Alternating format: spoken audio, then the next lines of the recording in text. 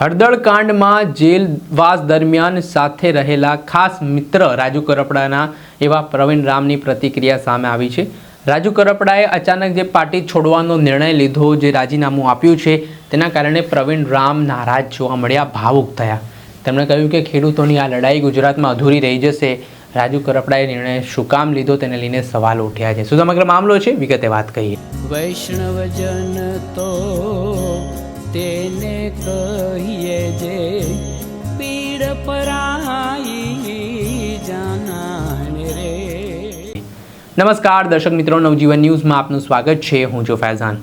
આજે આમ આદમી પાર્ટીમાં મોટું ભંગાણ સર્જાયું છે ને આ ડર છે કે નારાજગી, તેને લઈને પણ સવાલો ઉઠી રહ્યા છે। જી હા, આમ આદમી પાર્ટીના દિગ્ગજ નેતા રાજુ કરપડાએ આ પાર્ટીમાંથી અલવિદા કહ્યું છે। જે ખેડૂતો માટે સતત આક્રમક જોવા મળતા હતા, લડત ચલાવતા હતા, તે આવાજ હવે શાંત પડી જશે ને આ ભારતીય જનતા પાર્ટી માટે એક મોટી જીત પણ મનાઈ રહી છે। રાજુ કરપડાના રાજીનામાથી ક્યાંક આમ આદમી પાર્ટીના નેતાઓમાં ફાળ પડી છે, ચોંકી ઉઠ્યા છે ને આ બાબતે તેઓની નારાજગી અને ભાવુકતા પણ વ્યક્ત કરી રહ્યા છે કે રાજુ કરપડાએ આ જે નિર્ણય લીધો છે તેના કારણે ખેડૂતોની લડાઈ હવે કોણ લડશે।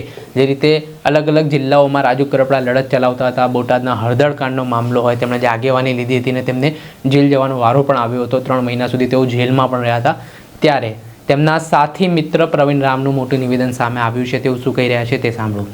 નમસ્કાર મિત્રો, જય જવાન જય કિસાન। તાજેતરમાં રાજુભાઈ કરપડાના રાજીનામાના સમાચાર સાંભળીને હું વ્યક્તિગત રીતે ખૂબ દુઃખી છું, કારણ કે હળદર મુકામે મેં અને રાજુભાઈ બંનેએ ગુજરાતના ખેડૂતો માટે એક મજબૂત લડાઈ લડી, ગુજરાતના ખેડૂતો માટે એક મજબૂત અવાજ ઉઠાવવાનો અમે બંનેએ પ્રયત્ન કર્યો અને ત્યારબાદ આ ગુજરાતના ખેડૂતોની લડાઈને તોડી નાખવા માટે, ગુજરાતના ખેડૂતોની આ ક્રાંતિને પૂરી કરી દેવા માટે ગુજરાતની આ ભાજપ સરકારે મને અને રાજુભાઈને અને બીજા અન્ય નિર્દોષ ખેડૂતોને ષડયંત્ર કરી અને 108 દિવસ સુધી અમને જેલમાં ગોંધી રાખ્યા, ખોટી રીતે અમને જેલમાં નાખ્યા। જેલમાં પણ આ ભાજપની સરકારે અમને યાતનાઓ આપવામાં કંઈ બાકી ન રાખ્યું, અમને હેરાન કરવામાં કંઈ બાકી ન રાખ્યા, અમારી ઉપર પ્રેશર બનાવવામાં પણ આ ભાજપની સરકારે કંઈ બાકી ન રાખ્યું અને એટલા માટે મને શંકા છે કે બીજેપીની આ પ્રેશર ટેકનિકના કારણે ક્યાંક અને ક્યાંક રાજુભાઈએ રાજીનામું આપ્યું હોય એવી મને શંકા છે। પરંતુ હજુ પણ અમારા પાર્ટીના તમામ નેતાઓ અને મારે પણ રાજુભાઈ કરપડા સાથે વાત થઈ નથી। અમે એમની સાથે જ્યારે વાત કરીશું ત્યારે અમને ચોક્કસથી યોગ્ય કારણ જાણવા મળશે અને જ્યારે યોગ્ય કારણ જાણવા મળશે ત્યારે ચોક્કસથી અમે ગુજરાતની જનતા સામે એ યોગ્ય કારણ મૂકીશું। આભાર। પ્રવીણ રામ, પ્રદેશ ફ્રન્ટલ અધ્યક્ષ, આમ આદમી પાર્ટી।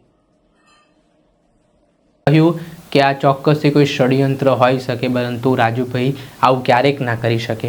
હવે જોવાનું એ રહ્યું કે આગામી દિવસોમાં રાજુ કરપડા શું નવા જૂની કરે છે। દર્શક મિત્રો, આવા જ નવા વિડીયો સાથે આપણે માહિતગાર કરતા રહીશું, એટલે નવજીવન ન્યૂઝ જોતા રહો।